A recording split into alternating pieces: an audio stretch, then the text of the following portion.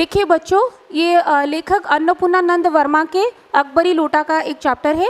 ये स्टोरी का नाम अकबरी लोटा है। आप ध्यान से देखो। लाला झाऊलाल को खाने पीने की कमी नहीं थी, अच्छा खाते थे और अच्छा पहनते थे, परंतु 250 रुपये तो एक साथ आंख सेकने के लिए भी न मिलते थे। एक दिन जब उनकी पत्नी ने एकाएक 250 रुपये की मांग की तो उनका जी एक बार जोर से सनसनाया और फिर बैठ गया। उनकी यह दशा देखकर पत्नी ने कहा, डरिए मत, यदि आप देने में असमर्थ हैं तो मैं अपने भाई से मांग लूँगा। मतलब यहाँ इनका ये लाइन का अर्थ है, वो खाने पीने में ठीक थे, मतलब उनका घर ठीक से चलता था, मतलब पैसा इतना नहीं था कि किसी के लिए दे सके, ठीक है। तो जब उनके पत्नी ने पैसे की मांग की 250 रुपये की, थोड़ा वो घबरा गए, ठीक है। तब उनकी पत्नी बोल रही है, अगर आप पैसा का इंतज़ाम नहीं कर सकते तो मैं अपने भाई से ले लूँगा, मगर उनका सम्मान का बात था तो वो मना किए। लाला झाऊलाल तिलमिला उठे। उन्होंने रोब के साथ कहा, अजी हटो, 250 रुपये के लिए भाई से भीख मांगोगे? उनके पत्नी ने कहा, लेकिन मुझे इसी जीवन में चाहिए। पत्नी ने कहा, मुझे अभी ये पैसे चाहिए। लाला झाऊलाल ने रोब के साथ खड़े होते कहा, आज से ठीक 7वें दिन मुझसे 250 रुपये ले लेना, ठीक है। उनको अपने ऊपर इतना मतलब वो सोच रहे थे कि हाँ मैं इंतज़ाम कुछ कर लूँगा, इसलिए वो ऐसा बोले। लेकिन जब 4 दिन यूं ही बीत गए और रुपए का कोई प्रबंध न हो सका तो उन्हें चिंता सताने लगी। प्रश्न उनकी प्रतिष्ठा का था, मतलब सम्मान का था। तो अपने ही घर में अपने साख का था। देने का पक्का वचन देकर अगर अब न दे सके तो क्या प्रतिष्ठा रह जाएगी? अगर वो जो रोब के साथ बताए, अगर वो नहीं कर सकेंगी तो क्या होगा? सम्मान रह पाएगा क्या? नहीं रहेगा। तो खैर एक दिन और बीता। 5वें दिन घबराकर उन्होंने अपने घनिष्ठ मित्र पंडित विलवासी मिश्र को अपनी विपदा सुनाई। मतलब अपने ऊपर जो विपदा आई या परेशानी आई, वो दोस्त के साथ बात किए उसके बारे में, क्या हल निकल सकता है इसी के बारे में।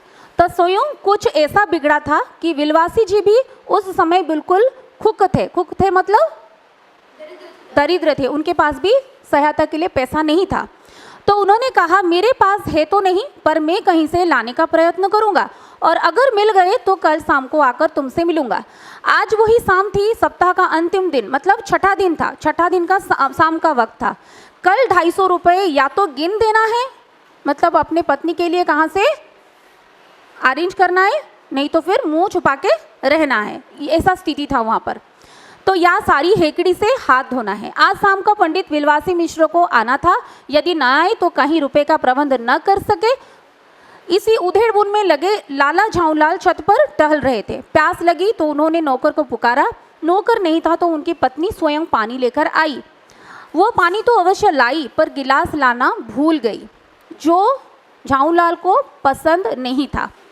लोटे में पानी लिए प्रकट हुई। लोटा भी संयोग से वो जो अपनी बेढंगी सूरत के कारण लाला झाऊलाल को सदा से नापसंद था। अभी बताई थी, ये लोटे से पानी पीना झाऊलाल को पसंद नहीं था। क्यों पसंद नहीं था? वो अपना तरीका था, उनको पसंद नहीं था। था तो नया, पर उस लोटे का गढ़न कुछ ऐसी थी कि जैसे उसका बाप डमरू और माँ चिल्लम हो। में से वो जो गढ़न का वो लोटा इस तरह था, उसका गढ़न शैली उनको पसंद ही नहीं था। अक्सर ऐसा होता है, मतलब बाजार से बहुत कुछ चीज़ें हमारे लिए पापा और मम्मी लाते हैं, पर कितने सारे ड्रेस होगा या कितने सारे हमारी चीज़ें हमको पसंद नहीं आता है। क्यों पसंद नहीं आता? ये अपना मतलब हाँ चॉइस है, अपना चॉइस है, ठीक है। तो वो पानी तो अवश्य लाई, पर गिलास लाना भूल गई। नीचे आते हैं।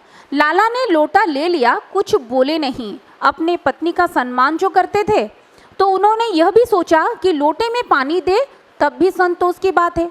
अभी अगर चूं कर देता हूँ मतलब कुछ बोल देता हूँ, आप ग्लास क्यों नहीं लाए, आपको मालूम है मुझे पसंद नहीं, ऐसा थोड़ा सा भी कुछ बोल देते तो गुस्से से पत्नी कुछ बोल देगी शायद, इसीलिए चुप रह गए। अभी अगर चूं कर देता हूँ तो बाल्टी में भोजन मिलेगा। यह क्यों लिखा गया यहाँ पर?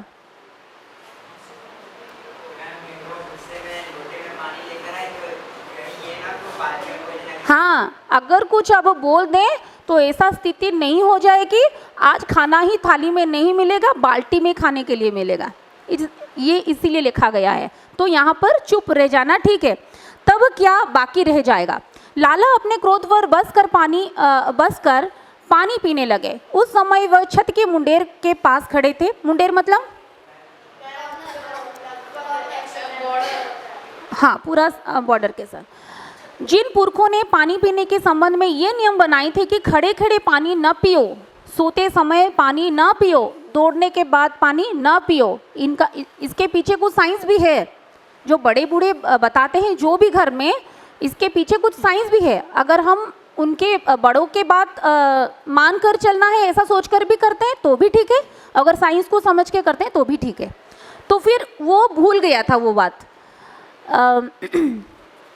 जिन पुरखों ने पानी पीने के संबंध में ये नियम बनाए थे कि खड़े खड़े पानी न पियो, सोते समय पानी न पियो, दौड़ने के बाद पानी न पियो, पता नहीं उन्होंने कभी यह भी नियम बनाया नहीं है कि छत की मुंडेर के पास खड़े होकर पानी न पियो।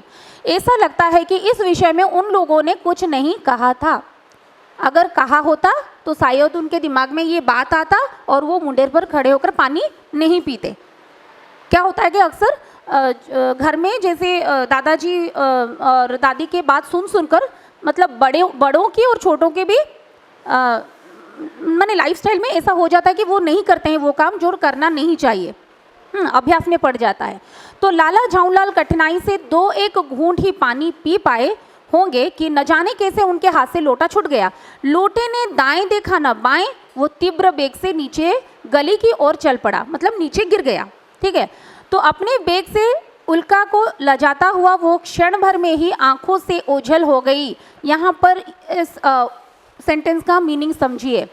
उल्का को लजाता हुआ मतलब उल्का जैसे आपका आसमान से गिरता है ना, जल्दी से गिर जाता है, आपको आंखों में दिखाई पड़ता है कि एक ऐसे देखते हो झट से वो गिर जाता है, नहीं आप जो विशेष मांगते हो वही, तो झट से बस ऐसे देखते हैं, झट से 1 सेकेंड में वो नहीं दिखता है, वैसा ही लोटा झट से गिर गया। वही उसी को कंपैरिजन करके यहाँ लिखा गया है, जैसे उल्का को लज्जाता हुआ वो क्षण भर में ही आंखों से ओझल हो गया। वो देख रहा है कहाँ पर गिरा, वो दिखा नहीं। तो किसी काल में न्यूटन नाम के किसी शरारती ने पृथ्वी के आकर्षण शक्ति नाम की एक वस्तु का आविष्कार किया था। कहना गलत न होगा कि यह सारी शक्ति इस समय लोटे के पक्ष में थी। इस शब्द, ये सेंटेंस का अर्थ कौन बता सकता है? थोड़ा थोड़ा साइंस को थोड़ा सा ऐसे लेकर ये चैप्टर लिखा गया है, बोल सकते हो? हाँ बोलो। पृथ्वी का जो अपने और खींच लेता है, जो माध्याकर्षण शक्ति होता है, जो भी चीज़ आप ऊपर फेंकते हो या ऊपर से आता है तो तीव्र गति से नीचे खींच आता है।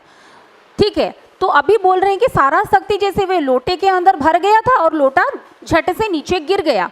तो लाला को काटो तो खून नहीं, ये मुहावरा है।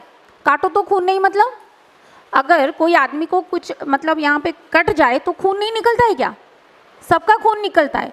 उसका ऐसा स्थिति था तब, अगर उसको काट दिया जाए मतलब उसके ऊपर उसके जीवन में मतलब खून ही नहीं है उसके अंदर। डर से भय से वो कतरा रहा था कि किसी के सिर के ऊपर या किसी के ऊपर ये गिर ना जाए, इसीलिए भय हुआ था उसको। तो लाला को काटो तो खून नहीं, ऐसी चलती हुई गली में ऊंचे तिमंजिले से भरे हुए लोटे का गिरना हंसी खेल नहीं था। ये लोटा न जाने किस अनाधिकारी के झोंपड़े पर काशीवास का संदेश लेकर पहुंचेगा। ये छोटा छोटा चीज को थोड़ा समझो, ठीक है। जो अनाधिकारी मतलब क्या होता है? अधिकारी और अनाधिकारी ये ऑपोजिट वर्ड है, अधिकारी अनाधिकारी। ठीक है, अधिकारी मतलब जिनका वो जहाँ पर घर करते हैं उनका पेपर व जमीन बाड़ी उनके नाम पर हो, वो अधिकारी होते हैं। और कितने लोग जबरदस्ती किसी जमीन पे घर करके रह जाते हैं, उनको बोलते हैं अनाधिकारी। समझ में आया? समझ में आया थोड़ा? अनाधिकारी मतलब जिनका जमीन उनके वो जमीन पर उनका अधिकार नहीं होता है, वो जबरदस्ती रह जाते हैं। ठीक है, तो किसी तब वो क्या होते हैं? गुंडे टाइप के लोग होते हैं। थोड़ा सा कुछ हो जाता है तो वो जोर से चिल्लाते हैं। अगर अधिकारी होंगे तो वो थोड़ा सम्मानीय व्यक्ति होंगे, छोटे छोटे बात को इतना पकड़ते नहीं हैं। मगर ये जो अलग टाइप के लोग होते हैं अनाधिकारी मतलब वो जबरदस्ती गुंडे टाइप के ही हैं, तो छोटा छोटा बात को बड़ा बनाते हैं। तो वो ये सोचने लगे कि शायद ऐसी स्थिति ना हो किसी अनाधिकारी के ऊपर ये गिर जाए और बहुत सी बड़ी बात हो जाए। तो लाला झाऊलाल जब तक दौड़कर नीचे उतरे तब तक एक भारी भीड़ उनके आंगन में घुस आई थी। तो जो होना था वो हो चुका था। लाला झाऊलाल ने देखा कि इस भीड़ में प्रधान पात्र एक अंग्रेज हैं जो नक्सिक तक भीग हुआ था। नक्सिक देखो, नक से सिक मतलब ऊपर से नीचे शायद होगा, हाँ ऊपर से नीचे। वो एक हाथ से अपने पैर को सहलाता हुआ दूसरे पैर पर नाच रहा था। ठीक है, तो उसके पास अपराधी लोटे को देखकर लाला झाऊलाल ने तुरंत दो और दो जोड़कर स्थिति को समझ लिया। मतलब वो चालाक था, वो स्थिति को कैसे संभाला अब देखो। गिरने से पूर्व लोटा एक दुकान के साइबान से टकराया। वहां टकराकर उस दुकान पर खड़े अंग्रेज को उसने सांगोपांग स्नान कराया। सांगोपांग मतलब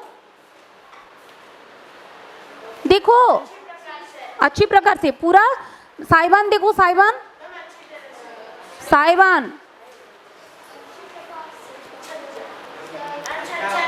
दुकान के आगे पानी मैंने जो बारिश होता है या धूप ना आए थोड़ा सा ऐसे जो निकाल के रखते हैं थोड़ा सा जगह, हाँ एस्बेस्टस निकाल के रखते हैं, वही वहाँ से टकराया। फिर अंग्रेज के ऊपर वो चल रहा था या खड़ा हुआ था, उसके ऊपर गिर गया।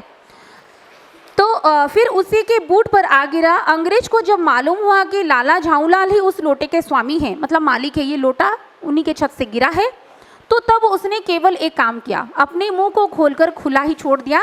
लाला झाऊलाल को आज यह मालूम हुआ कि अंग्रेजी भाषा में गालियों का ऐसा प्रकांड कोश है। प्रकांड कोश मतलब डिक्शनरी। अंग्रेजी जब मतलब जो बहुत लैंग्वेज के ऊपर जिसको ज्ञान होता है वो बोलता जाता है। अंग्रेज लोग क्या करेंगे, अंग्रेज भाषा में उसको गाली देंगे। वही सोच रहा है कि शायद आज इनके मुंह में अंग्रेजी कोश है, मतलब ये पूरा डिक्शनरी उसके मुंह में घुस गया है, वो जो चाहे बोलेगा आज, ऐसा। तो उसी समय पंडित विलवासी मिश्र भीड़ को चीरते हुए आंगन में आते दिखाई पड़े। उन्होंने आते ही पहला काम यह किया कि उस अंग्रेज को छोड़कर और जितने भी आदमी आंगन में घुस आए थे सबको बाहर निकाल दिया। फिर आंगन में कुर्सी रखकर उन्होंने अंग्रेज से कहा, आपके पैर में शायद चोट लग गई है, पहले आप आराम से कुर्सी पर बैठ जाइए। स्थिति को संभालने के लिए भीड़ में ये समझौता नहीं हो सकता, समझाई नहीं जा सकता, तो भीड़ को फिर हटा दिए। फिर उनको कुर्सी में बैठाए, कुर्सी पर बैठाए मतलब सम्मान देकर बोले, आप बैठिए फिर हम बात करते हैं। तो अंग्रेज साहब बिलवासी को धन्यवाद देते हुए बैठ गए और लाला झाऊलाल की ओर संकेत करके बोले, आप इस व्यक्ति को जानते हैं? मतलब उनका दोस्त यहाँ पर आ गया था, उसका दोस्त का नाम क्या है झाऊलाल का? बिलवासी है।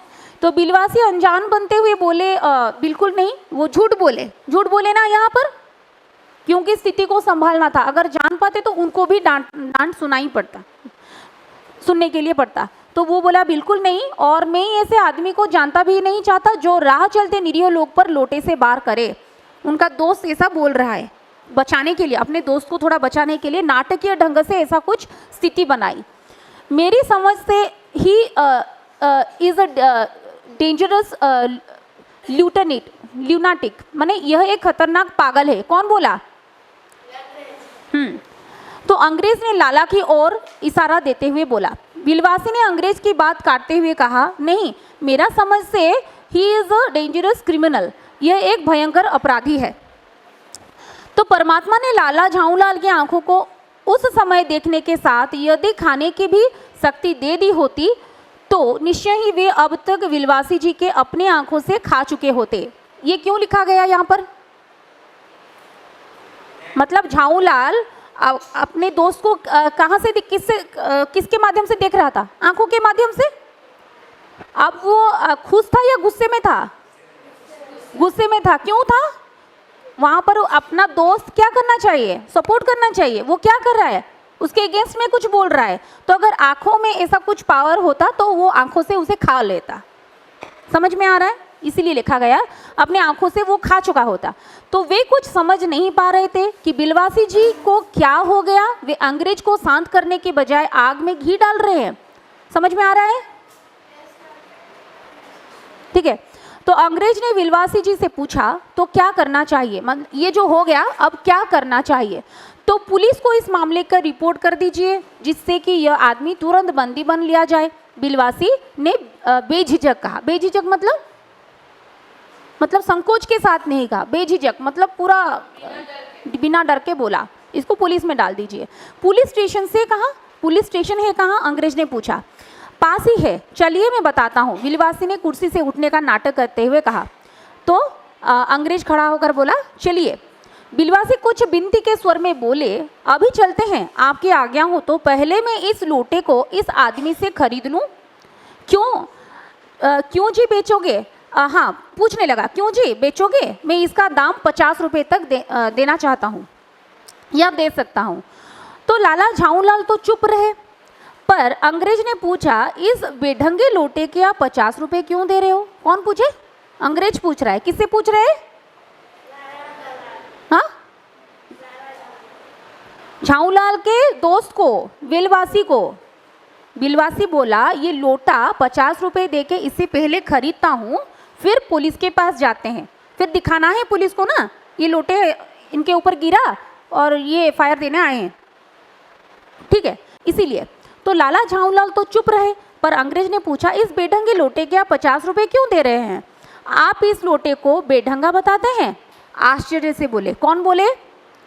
मैं तो आपको एक विज्ञ और सुशिक्षित आदमी समझता था, बिलवासी ने हैरानी से कहा। मतलब ये जो नाटक चल रहा था, ये बिलवासी अपने मतलब मस्तिष्क में थोड़ा सा प्री प्लान कर लिए थे कि ऐसा ऐसा करना है और अंग्रेज को क्या हराना है, मतलब अंग्रेज को चुप कराना है। क्या था उनके दिमाग में क्या चल रहा था? तो आखिर बात क्या है, कुछ बताइए भी। अंग्रेज साहब लोटे के इतिहास जानने के उत्सुक थे। तो अंग्रेज बोल रहा है, ये लोटे के पीछे क्या हिस्ट्री है, इतिहास क्या है, इसका इतना पैसा क्यों आप देने के लिए चाह रहे हो? तो जनाब, ये एक ऐतिहासिक लोटा जान क्या पड़ता है? मुझे पूरा विश्वास है कि यह वही प्रसिद्ध अकबरी लोटा है जिसकी तलाश में संसार भर के म्यूजियम वाले चिंता कर रहे हैं। क्यों बोला ये सब? ये बिलवासी ने अपनी बात को दृढ़ता से कहा। क्यों बिलवासी ने ऐसा कहा? क्योंकि उसको मालूम था अंग्रेज पूरा मूर्ख है। जो बोल दिया जाएगा, एक ऐतिहासिक चीज़ है, तो झट से बोलेगा मैं ज़्यादा पैसा देकर इसको खरीद लेता हूँ और मेरे देश में इसको ले जाता हूँ, क्योंकि अकबरी लोटा है। अकबरी लोटी मतलब बहुत बड़े राजा थे, तो उनका लोटा, उनका कोई भी चीज़ बहुत कीमती होगा, इसलिए वो ऐसा जानकर ये बिलवासी उसको थोड़ा सा मतलब अपनी ओर करने के लिए ऐसा थोड़ा सा सेंटेंस वो बोले, ठीक है, ये स्टोरी बनवाई। ये बात है, अंग्रेज कुछ सोचते हुए बोला। तो बिलवासी ने बात को और आगे बढ़ाया। जी जनाब, 16वीं शताब्दी की बात है, बादशाह हुमायूं शेरशाह से हारकर भाग गया था और सिंध के रेगिस्तान में मारा फिर रहा था। एक दिन प्यास से उसकी जान निकल रही थी। उस समय एक ब्राह्मण ने इसी लोटे से पानी पिलाकर उसकी जान बचाई थी। तो हुमायूं के बाद अकबर ने उस ब्राह्मण का पता लगाकर उससे इस लोटे को ले लिया और इसके बदले में उसे सोने का 10 लोटे प्रदान किए। तो ये लोटा सम्राट अकबर को बहुत प्यारा था, तो इसी कारण इसका नाम अकबरी लोटा पड़ा। वे इसी लोटे से वुजू करते हैं। वुजू मतलब नमाज से पहले हाथ पैर मुंह धोना। तो अकबर इसको यूज़ कर रहे थे, तो ये बहुत कीमती चीज़ है, ठीक है, किसी के पास नहीं है, ये सब म्यूज़ियम ढूंढते हैं इसको, तो इसलिए हम ले लेते हैं इससे खरीद के। तो सन 57 तक इसकी शाही घराने में रहने का पता चलता है, परंतु उसके बाद यह लापता हो गया। कलकत्ता के म्यूज़ियम में इसका मॉडल रखा हुआ है। मॉडल मतलब डुप्लीकेट, मॉडल होता है ना, सभी आप देखिए वो म्यूज़ियम में कुछ चीज़ों का डुप्लीकेट भी रखाया जाता है। पता नहीं ये लोटा इस आदमी के पास कैसे आया, म्यूज़ियम वालों का पता चले तो मुँह मांगा दाम देकर खरीद कर ले जाएंगे। यहाँ तक समझ में आया सब? तो इस विवरण को सुनते सुनते अंग्रेज साहब की आंखों पर लोभ और आश्चर्य का ऐसा पर्दा पड़ा कि वे कोड़ी के आकार से बढ़कर पकौड़ी के आकार की हो गई। मतलब उसका आंख, वो आश्चर्य हो गया, क्या ये बेस कीमती चीज़ इसके पास फिर मिला, तो इसको मैं झट से कैसे भी इसे चालाकी कर ले जाता हूँ। तो उसने बिलवासी से पूछा, तो आप इस लोटे का क्या करिएगा? फिर बिलवासी बोल रहा है, मुझे पुरानी और ऐतिहासिक चीज़ों का संग्रह करने की लालसा है। तो फिर अंग्रेज बोल रहा है, मुझे भी पुरानी और ऐतिहासिक चीज़ों का संग्रह करने का शौक है। जिस समय ये लोटा मेरे ऊपर गिरा उस समय भी मैं यही कार्य कर रहा था, एक दुकान से पीतल की पुरानी मूर्तियाँ खरीद रहा था। तो ये फिर अंग्रेज भी चालाक यहाँ पर थोड़ा हो गया। ये क्या बोल रहे हैं, मुझे भी बहुत पसंद है पुरानी चीज़ों का मतलब संग्रह करने के लिए, तो मुझे भी ये आप दे दो, ठीक है। तो बिलवासी बोल रहा है, तपाक से बोल रहा है, जो भी हो लोटा तो मैं ही खरीदूंगा। फिर अंग्रेज बोल रहा है, वाह आप कैसे खरीदोगे, मैं खरीदूंगा, यह मेरा अधिकार है। तो फिर बिलवासी बोल रहा है, अधिकार है, कैसा अधिकार। फिर अंग्रेज बोलते हैं, बिल्कुल अधिकार है। यह बताइए कि इस लोटे के पानी से आपने स्नान किया या मैंने। यहाँ पर युक्ति बाढ़ रहा है। फिर बिलवासी ने कहा, आपने श्रीमान, आपने ही स्नान किया। तो अंग्रेज तुरंत दूसरा प्रश्न पूछा, यह आपके पैरों पर गिरा या मेरे पैरों पर। फिर बिलवासी ने हाँ में हाँ मिलाई और बोला, आपके श्रीमान, आपके।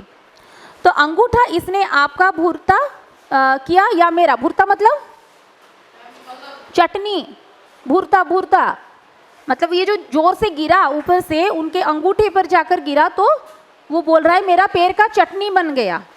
समझ में आ रहा है। तो वही बोल रहा है, आपका अंगूठे का भूरता बना या मेरा।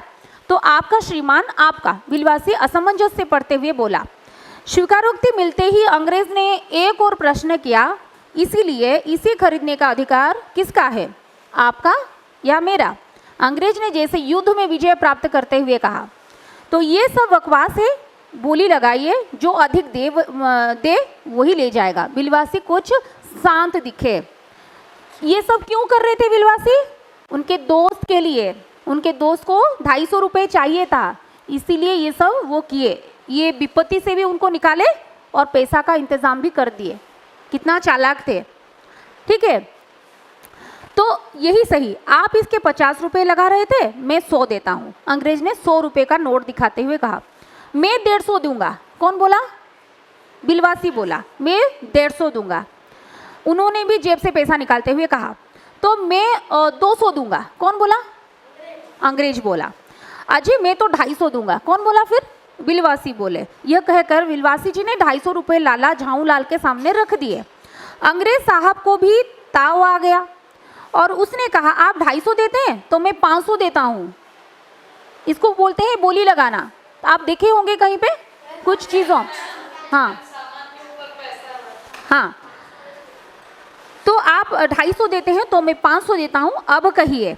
बिलवासी जी दुखी मन से अपने रुपए उठाने लगे और मानो अपनी आशाओं की लाश उठा रहे हो। आशाओं की लाश मतलब वो एक्टिंग कर रहे थे वहाँ पर। सच में क्या उनको दुख था, उनको अंदर ही अंदर खुशी था। ये सिर्फ 1 या 2 रुपये 5 रुपये का लोटा का 500 रुपये लग रहा है, अभी उनको खुशी था। तो अंग्रेज साहब की ओर देखकर उन्होंने कहा, लोटा आपका हुआ, ले जाइए, मेरे पास 250 से अधिक रुपए नहीं है, मैं इससे ज़्यादा नहीं रख सकता हूँ, ये आपका हुआ, बोली में आप जीते, ठीक है। यह सुनना था कि अंग्रेज साहब के चेहरे पर प्रसन्नता की कूंची झलक गई। उसने झपट कर लोटा उठा लिया और बोला, अब मैं हंसता हुआ अपने देश लौटूंगा। मेजर डगलस की डोंगी सुनते सुनते मेरे कान पक गए हैं। मतलब जो भी ये मतलब कोई पोजीशन में तो होंगे ना ये अंग्रेज व्यक्ति, उनके ऊपर जो पोजीशन में है, पोस्ट में है, क्या करते हैं, उनके नीचे जो होते हैं हरदम कुछ ऐसा डांट सपाट करते हैं, आप कुछ नहीं कर पाते हो या कुछ नहीं कर पाते हो। तो ये अकबरी लोटा देने के बाद वो उनको प्रश्न कर पाएंगे, इसलिए वो खुशी से उछल गए। हाँ, अभी उनका मुंह थोड़ा बंद करवा सकता हूँ मैं। मेजर डगलस कौन है, बिलवासी ने मित्रता के भाव से पूछा। मेजर डगलस मेरे पड़ोसी हैं। यहाँ पर उनके हायर पोस्ट वाले नहीं थे, पड़ोसी थे। तो पुराने चीज़ों का संग्रह करने में मेरे और उनके बीच थोड़ा होड़ रहती है। होड़ मतलब कंपटीशंस, दोस्तों में ऐसा होता है। पहले सब डाक टिकट होता है, उसको भी संग्रह करते हैं। आपके बीच कौन करता है कि नहीं करता है मुझे मालूम नहीं है। कंपटीशंस होता है बच्चों के लिए, मतलब कॉपी अच्छा तरह सा कंप्लीट करना, एग्ज़ाम में अच्छा लाना। वैसे ही पड़ोसी के अंदर भी थोड़ा सा कंपटीशंस था। तो गत वर्ष वे हिंदुस्तान आए थे और वहाँ से जहांगीर अंडा ले गए थे। ये भी झूठ ही था, ऐसा ही कुछ झूठ वूठ का स्टोरी होगा। जहांगीर कहाँ से एक अंडा लाए होंगे, मतलब प्लास्टिक का कि कैसा बोले होंगे जहांगीर अंडा है। तो अंग्रेज ने बताया, जहांगीरी अंडा बिलवासी हैरान से पूछा। हाँ, जहांगीरी अंडा। मेजर डगलस ने समझा रखा था कि हिंदुस्तान से वे ही अच्छी वस्तुएं ले जा सकते हैं। आप तो जानते ही होंगे कि एक कबूतर ने नूरजहां से जहांगीर का प्रेम कराया था। तो जहांगीर के पूछने पर कि मेरा एक कबूतर तुमने कैसे उड़ा दिया, नूरजहां ने उनके दूसरे कबूतर को उड़ाकर बताया ऐसे। तो उसके इस भोलेपन पर जहांगीर दिलोजान से न्योछावर हो गए। उसी क्षण उन्होंने अपने आप को नूरजहां के हवाले कर दिया। तो कबूतर का यह उपकार वो नहीं भूले और उसके एक अंडे को बड़े जतन से रख छोड़ा। ये थोड़ा सा डुप्लीकेट एक स्टोरी कौन बनाया होगा, उनके पड़ोसी बनाया होगा, बताया होगा। ठीक है, तो विलोर की एक हांडी में वो उनके सामने टंगा रहा था। बाद में वही अंडा जहांगीरी अंडे के नाम से प्रसिद्ध हुआ। उसी के मेजर डगलस ने पिछले साल दिल्ली में एक मुसलमान सज्जन से 300 रुपये में खरीदा था। तो यहाँ से क्या मालूम पड़ता है, भारत में जो भारतीय थे तो ऐसे कुछ चीज़ों से उनको ठगते थे। अंग्रेज को मालूम नहीं पड़ता था, उनको ऐसे ऐसे कुछ चीज़ देकर ठग के पैसा लेते थे। वो तो सारे लिए थे, तो भारतीयों को ठगने में क्या होता है। तो ये बात है, विलवासी ने गदगद से हिलाते हुए कहा। अंग्रेज अति उत्साहित होकर बोला, हाँ, पर अब मेरे आगे वे रोब नहीं झाड़ सकते। मेरा अकबरी लोटा उनके जहांगीरी अंडे से भी एक पीढ़ी पुरानी है, तो मेरा ये लोटा उनसे पुराना है, तो इस रिश्ते से तो आपका लोटा उस अंडे का बाप हुआ। ये कहकर विलवासी ने नहले पे दहले दे मारा, मतलब उसको और उत्साहित कर दिया। ठीक है, तो आपके पास बहुत अच्छा चीज़ है, उससे भी बड़ा चीज़ है। ठीक है, तो अंग्रेज ने लाला झाऊलाल को 500 रुपये देकर अपनी राहली मतलब अपने रास्ते पे चल गए। अंग्रेज अपने रास्ते से चल गए और कुछ नहीं बोला। लाला झाऊलाल का चेहरा इस समय देख नहीं बनता था। जान पड़ता था कि मुंह पर 6 दिन की बढ़ी हुई दाढ़ी का एक एक बाल प्रसन्नता से मारे लहरा रहे हैं। इसका अर्थ क्या है, जो 6 दिन का जो टेंशन था वो थोड़ा सा अब खत्म होने को आया। ठीक है, तो उन्होंने पूछा, बिलवासी जी मेरे लिए 250 रुपये कहाँ से लेकर आए, आपके पास तो थे नहीं। इस भेद को मेरे अतिरिक्त मेरा ईश्वर ही जानता है, आप उससे पूछ लीजिए, मैं नहीं बताऊंगी, बिलवासी ने जाते हुए कहा। तो खुशी से वो 250 रुपये अपने दोस्त को दिया और खुशी से चला गया। पर आप चले कहाँ, अभी मुझे आपसे 2 घंटे तक काम है, लाला झाऊलाल ने रोकते हुए कहा। फिर बिलवासी आश्चर्य से बोले, 2 घंटे तक?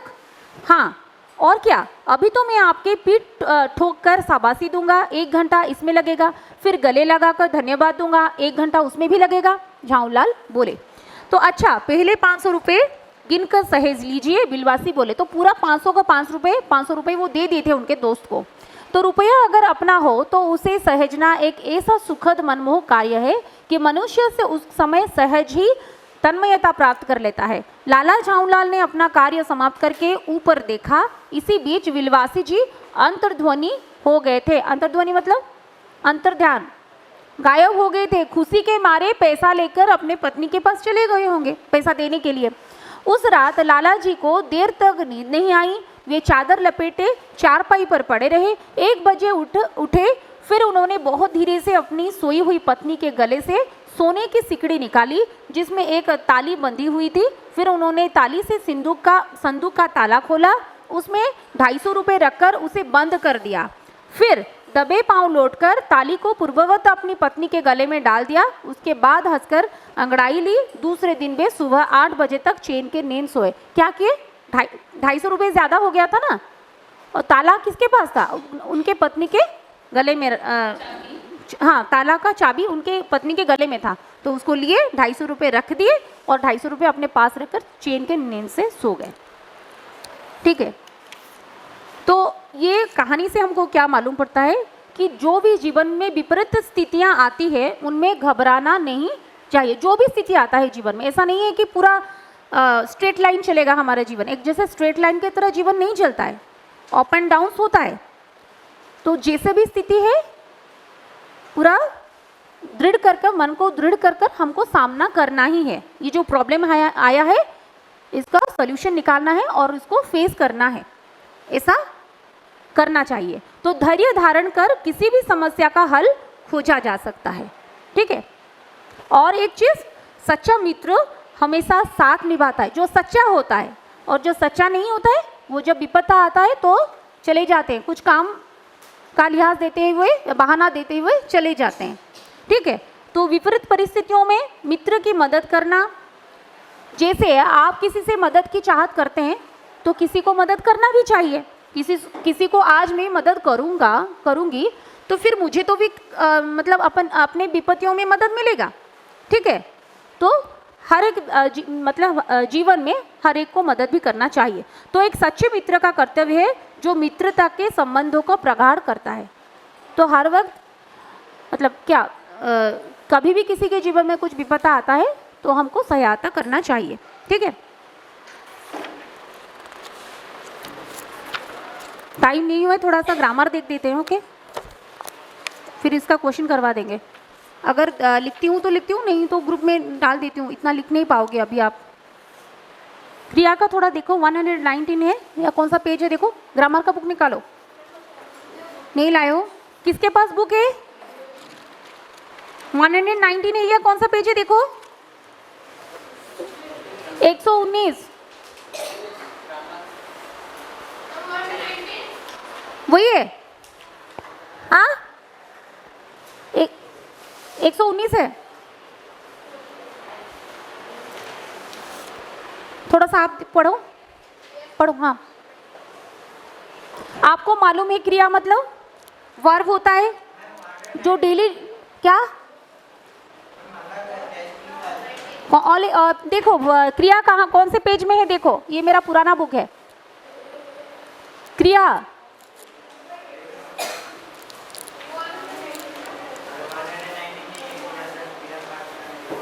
मिला? देखो पढ़ो आप जल्दी से।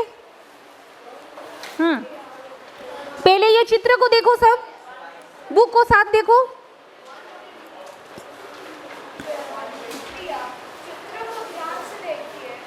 नहीं है बुक आपके पास? ग्रामर बुक किसी के पास नहीं है? एक ही बुक है आपके पास? एक ही बुक? दो बुक है आपके लाइन में? एक बुक आपके लाइन में? बोल देती हूँ। कुछ चीज़ें हैं यहाँ पर, क्या है, मैदान है, हरियाली है, पार्क है। फिर कुछ काम हो रहा है। कौन सा काम हो रहा है? हवा चल रही है, पेड़ खड़े हैं, लोग बैठे हैं। कुछ काम किए भी जा रहे हैं। क्या किए जा रहे हैं? बच्चे खेल रहे हैं, शिशु खेल रहे हैं, स्त्रियां बातें कर रही हैं, चिड़िया उड़ रही है, दादाजी अखबार पढ़ रहे हैं। तो कुछ होना या कोई काम होना तथा कुछ करना सभी क्रिया शब्द है। तो किसी काम के होने अथवा करने का बोध कराने वाले पद को क्रिया कहलाता है। ये आपको पहले से मालूम है, पढ़ चुके हो आप। ठीक है, तो क्रिया के सामान्य रूप के साथ ना लगाने से, जैसे हंसना, रोना, पढ़ना, खाना, जाना, होना, इनमें से यदि ना हटा दिया जाए तो मूल रूप सामने आ जाता है। मतलब हंसना से ना निकल जाए, क्या होगा? हंस। रोना से, फिर पढ़ना से पढ़ होगा। तो हंस, रो, पढ़, खा, जा, ये सब ये धातु बोलते हैं। क्या बोलते हैं? धातु बोलते हैं। फिर नेक्स्ट पेज में देखो, क्रिया दो प्रकार का होता है, अकर्मक और सकर्मक।